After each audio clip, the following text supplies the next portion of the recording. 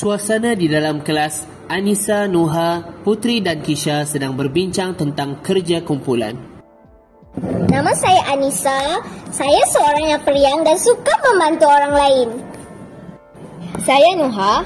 Saya berwatakan tegas tetapi prihatin terhadap rakan-rakan. Saya Putri, seorang yang sopan dan lemah lembut. Saya Kisha, ceria tetapi kadang-kadang kurang peka terhadap adab dalam pergaulan. Seronoknya bila dapat buat kerja berkumpulan bersama. Bekerja sama lebih senang daripada buat sendiri. Betul-betul. Tapi kita mesti saling menghormati pendapat masing-masing supaya perbincangan berjalan dengan baik. Tak perlulah terlalu formal. Kita kan kawan. Boleh je cakap sesuka hati. Kisha, betul. Kita kawan tapi dalam pergaulan kita tetap kena jaga adab. Bercakap dengan sopan dan juga kita menghormati orang lain.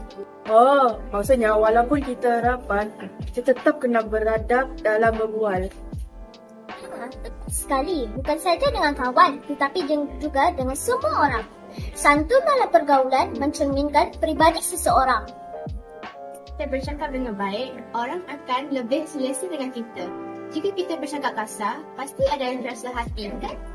Betul juga. Maaf kalau kadang-kadang saya tak perasan cara saya cakap. Saya akan cuba lebih berhati-hati sampai sini. Bagus, Kisha. Kita semua belajar daripada pengalaman.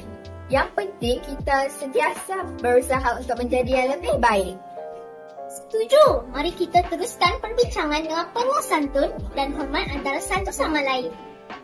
Mereka tersenyum dan meneruskan perbincangan dengan bersemangat. Santun dalam pergaulan penting dalam membentuk hubungan yang harmoni.